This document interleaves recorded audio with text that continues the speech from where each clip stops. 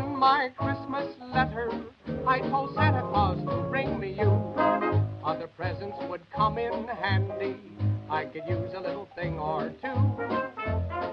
Okay, so I've had to pause the Sound of Music that I was watching with this bed because she's being called downstairs in some sort of mysterious super secret mission. I think it has something to do with present wrapping, but it's fine, it's fine.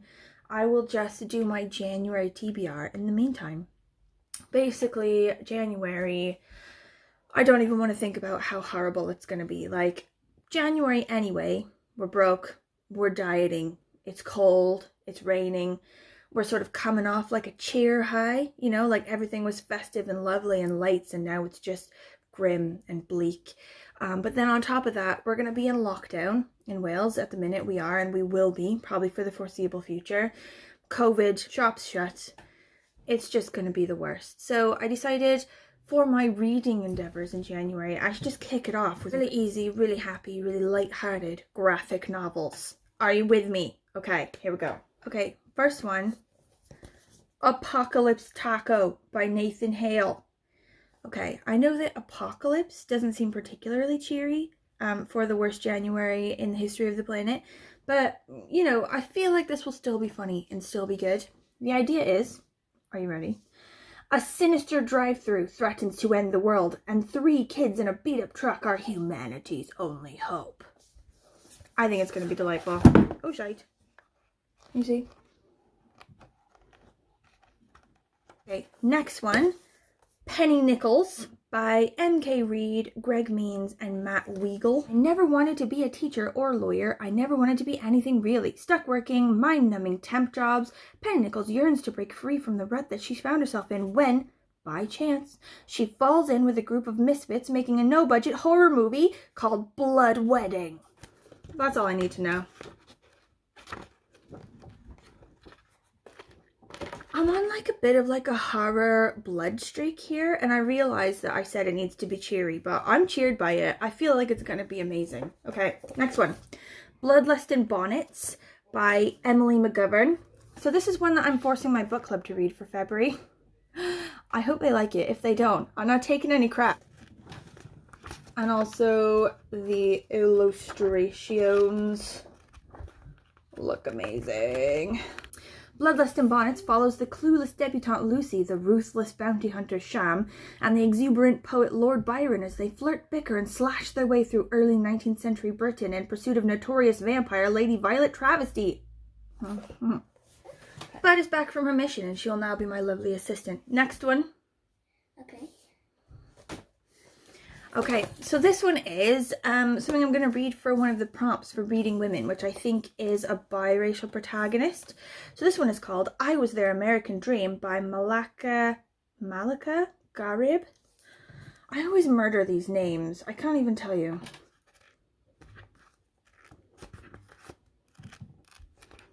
What are you? Well, I'm Egyptian Filipino. I grew up with my Filipino family here in Cerritos. I eat rice every day, and I went to Catholic school, but my dad is Muslim and lives in Egypt. I spend my summers with him. I can understand Tagalog and Arabic. Like, it just goes on, and it just sounds delightful. Next. Thank you, darling. The next one is Queen of the Sea by Dylan Mikonis.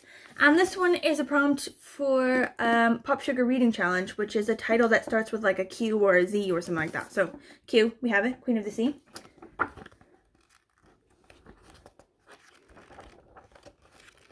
Margaret has lived on the island for as long as she can remember, and she loves every inch of it, from the mysterious stone circle left by the old people to the windswept beach where she and the Elysian sisters await the ship that brings supplies to their remote convent home.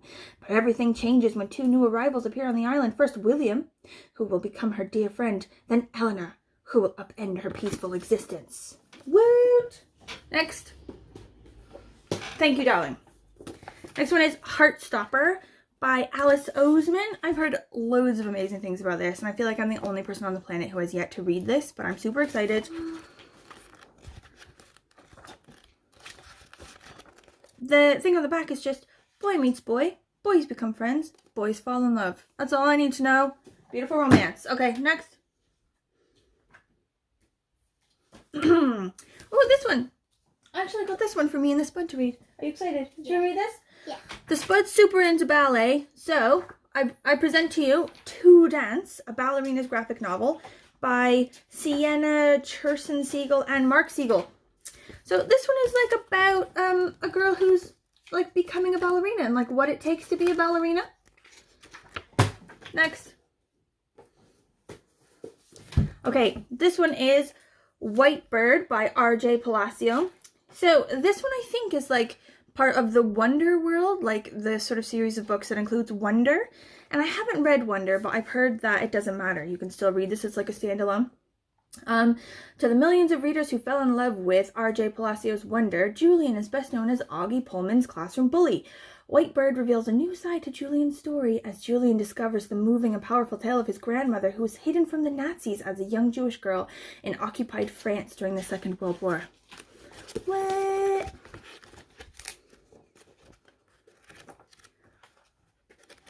Okay, next. Okay. Holy crap, this one's heavy. Okay, but I think this is the one I'm most excited about, to be honest. Look how gorgeous it is. Wait.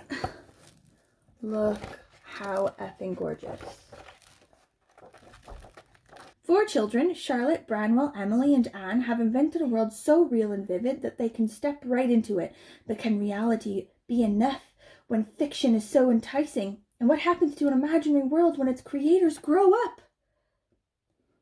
I'm really excited, guys. Don't read the book. Look. It's not time yet. Cheating. So, that's the end of the January TBR. What should we do today, bud? I don't know. Should we go to the store? Yeah. Yeah? See, Mom? Gotta replace the spatula I melted. Look at all this vegan sushi. This looks lush. Christmas stuff in it. Like Christmas cake. Look at this vegan beauty. Oh, did you guys have these when you were kids? I had ones exactly like this in the 90s. Whoa.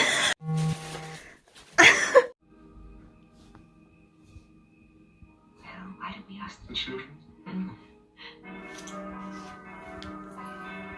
Mom, he's gonna marry him. Hey, potentially controversial thought, okay? But I've been drinking and I've had like a bit of a deep think watching this Sound of Music now. So you know at the very end, or like not the very end, but like near the end, when they're singing in like the competition, the music competition, and they're singing Edelweiss, and like all of the Austrians in the audience are also singing Edelweiss. It's like supposed to be this like Austrian song. Like I imagine it's not because it's in English, first of all. I can't imagine it's an actual Austrian song, but like in the movie, you know, it's like this national Austrian song. And there's like this incredible feeling of like Austrian pride, you know, and like a sort of like a bit of rebelliousness against like Nazi Germany, you know, like, yeah, the Anschluss has happened, but we're not German, we're Austrian, and we like feel strongly that, you know, we're gonna get through this together and blah, blah, blah. So my whole life, that's been one of my favorite parts of the movie. Like where, you know, this like extreme feeling of like, oh, like togetherness and like patriotism and nationalism and blah, blah, blah. Like, obviously, that's just an incredibly sort of American thing to feel, isn't it? So, yeah, it's a movie about Austrians, whatever, but it's Rodgers and Hammerstein. It's American. It's so Hollywood, this movie, you know? Especially, like, I think it's from the 60s. Like, pretty much right after the war, you know? So, after reading Heimat and sort of, like, going into these, like, rabbit holes on the internet, looking at, like, how Germany has like gone the other direction with nationalism since the end of the war, like feeling like it's more a sort of really strong negative influence on society, like really strong patriotism and nationalism and everything, seeing it as something that launched Europe into the war in the first place. So they've sort of moved against it culturally. Whereas in America, if anything, it's like gotten more intense, you know, like it's deeply built in our culture to feel like really like proud and patriotic toward America, and like this just like really strong sort of feeling of nationalism.